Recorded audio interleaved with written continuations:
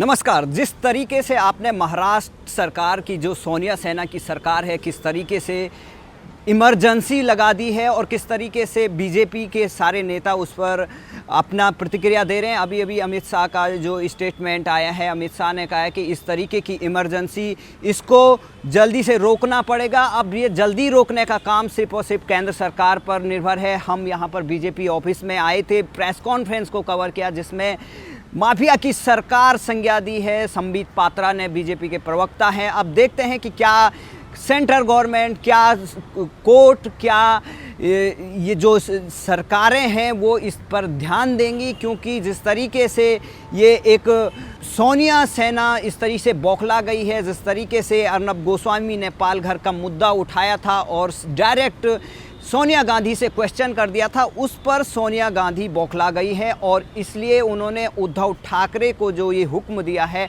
उद्धव ठाकरे अपनी सत्ता के मोह में इस तरह से बौखला गए हैं अपनी कुर्सी बचाने के लिए।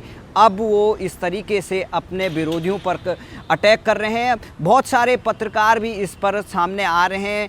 बहुत सारे तो खुश हो रहेंगे क्योंकि उनकी अब टीआरपी बढ़ेगी। उन्हें लगता है कि शायद रिपब्लिक रुक जाएगा तो उनकी दुकान चल जाएगी, लेकिन दूसरों को गिराने वाले कभी खुद आगे नहीं बढ़ पाएंगे, क्योंकि उनका भी अगला नंबर आएगा। तब वो डेमोक्रेसी की बात, फ्रीडम ऑफ स्पीच की बात भूल जाएंगे। क्योंकि आपको पता है किस तरीके से आज़ादी खतरा करने वाली, आप देखते हैं कि आमिर खान जो मुंबई में ही रहते हैं, वो उन्होंने कहा था कि यहाँ पर इंटॉलरेंस हो गया है।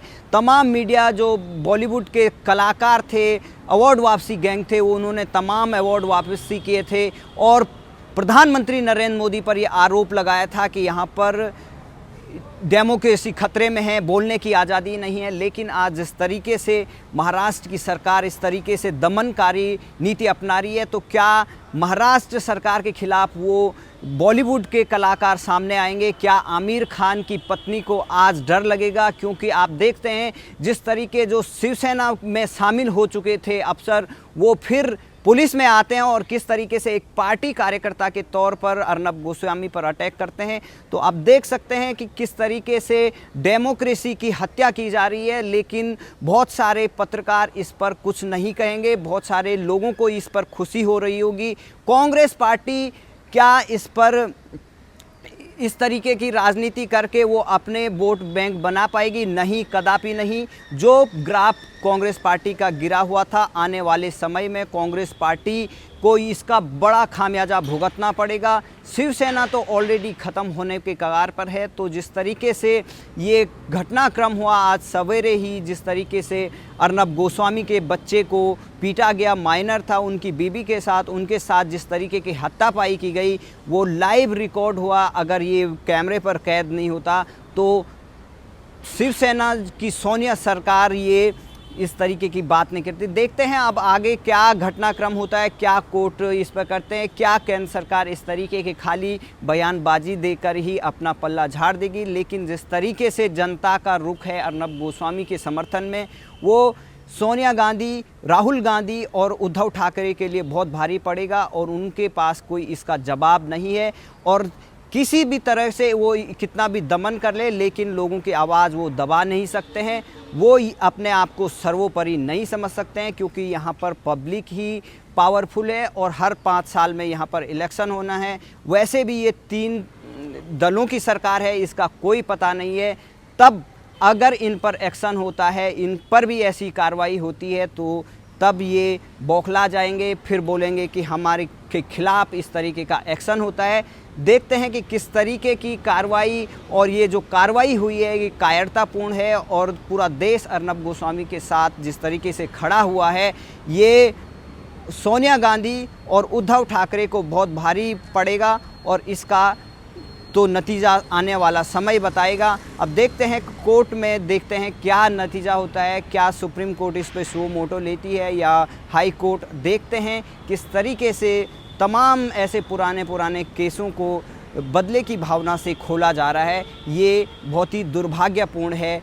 आज हमारे होते हुए भी महाराष्ट्र में इस तरीके से ये काम हो रहा है।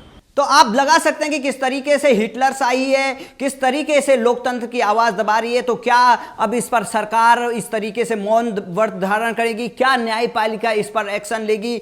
जिस तरीके से विरोधियों को दमनकारी इस तरीके से नीति अपनाई जा रही है महाराष्ट्र में, बिल्कुल लोकतंत्र नहीं है, वहां पर सोनिया तंत्र चल रहा है, वहां पर हिटलर शाही चल रही है और लोकतंत्र में इस तरीके से सरकारों का कोई भी रहना उचित नहीं है।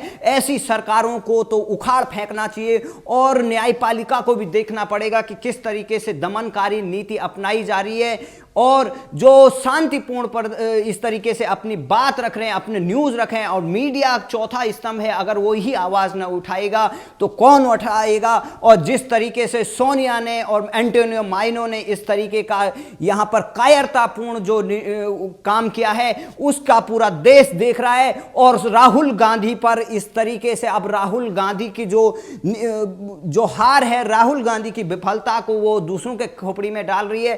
पालघर में जिस तरीके की लिंचिंग हुई, तमाम बातें करते हैं, लेकिन सोनिया गांधी तमाम लेटर लिखती है, प्रेस में अपने विज्ञप्ति जारी करती है कि लोकतंत्र खतरे में है, लेकिन जहां लोकतंत्र को बिल्कुल ही समाप्त कर दिया गया है, वो इमरजेंसी लगा दिए है, वहां पर सोनिया बिल्कुल अपने 10 जनपद में आज कॉफी चाय मजे से चुस्की ले रही होगी और हंस रही होगी। तो सरकार को भी चाहिए कि ऐसे जो लोकतंत्र विरोधी लोग हैं उन पर भी एक्शन ले और सोनिया और राहुल को भी सीधे सलाखों पर बैठाएं। इन पर बहुत सारे भ्रष्टाचार का केस हैं, तब भी ये बाहर छूटे पड़े हैं। ये बीजेपी की भी कमी है कि क्योंकि इस तरीके से इन हिटलर पसंद लोगों को खुलेआम घुमाया जा रहा है, खुलेआम ये लोकतंत्र का हिस्सा है, जबकि ये लोकतंत्र विरोधी हैं। ऐसे लोकतंत्र विरोधी लोगों को इस डेमोक्रेसी में रहने का कोई हक नहीं है, क्योंकि यही इसका गला घोट रहे हैं और इनको तुरंत एक्शन लेना चाहिए। और सोनिया गांधी हो या उद्धव ठाकरे हो, आदित्य ठाकरे, वो बौखला चुके हैं। पहले तो उन्होंने जनता के साथ विश्वासघात किया, किस तरीके से महाराष्ट्र के लोगों ने अपना मत देवेंद्र फडणवीस को दिया था, लेकिन उस मत को, उस विश्वास को, उस जनता के मैंडेट को चुराकर सोनिया के चरणों में थमा दिया और सोनिया ने जो सौदा किया था वो अब जनता को भारी पड़ रहा है और सबको जागना पड़ेगा और इस तरीके की हिटलर शाही को रोकना ही हमारा कर्तव्य है। नहीं तो आने वाले समय में यह देश लोकतंत्र, यहाँ पर बोलने की आज़ादी नहीं रहेगी, लोकतंत्र नहीं रहेगा। और जो तमाम फ्रीडम ऑफ स्पीच की बात करते हैं, तो आपको हमने बताया है कि इस तरीके से बॉलीवुड के तमाम नचनिए और ये सामने आ जाते थे, आज वो सारे चुप हैं। उनको अब सबसे ज़्यादा सुरक्षित मुंबई नज़र आ रहा होगा, क्योंकि मुंबई पुलिस और सिर्फ ड्रग पेडलर को सपोर्ट में और इस तरीके से ऐसे भ्रष्टाचारी लोकतंत्र विरोधी नेताओं की सेवा में लगे हैं और वो शिवसेना और सोनिया सेना के गुंडों की तरह काम कर रहे हैं। आपने देखा कि चाहे वो बंगाल में हो, वहाँ की तृणमूल सरकार, ममता बनर्जी की सरकार किस तरीके से पुलिस का यूज़ करती है, अब यहाँ पर महाराष्ट्र में देखने को मिल रहा है।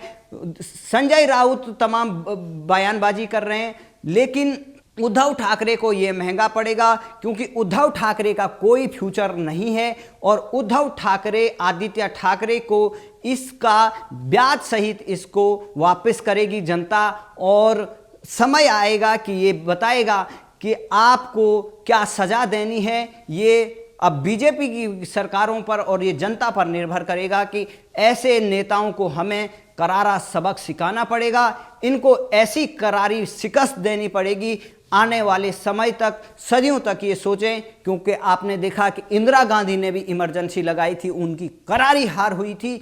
अब ये फिर से यहाँ पर इमरजेंसी लगा रहे हैं, तो ये वैसे भी पूरे देश से पत्ता साफ हो गया, राज्यसभा में इनका पत्ता साफ हो गया है। तो देखते हैं कि किस तरीके से ये इस तरीके के जो निरंकुशता पर उतर आए हैं, इनका हश्र क्या होगा, ये तो जनता तय कर रही है, जनता विरोध कर रही है। और उद्धव ठाकरे अब संभल जाओ, तुम्हारी उल्टी गिनती शुरू हो गई है। तुमने ये पहले कंगना से दुश्मनी ली, जनता से ली, अब अर्नब पे हाथ डालकर तुमने शेर को और ज़्यादा गुस्सा और मजबूत कर दिया है और ये जनता आपको उखाड़ फेंकेगी और आपका जो ये निरंकुश और लोकतंत्र विरोधी सरकार है इसको जनता सही सबक सिखाएगी।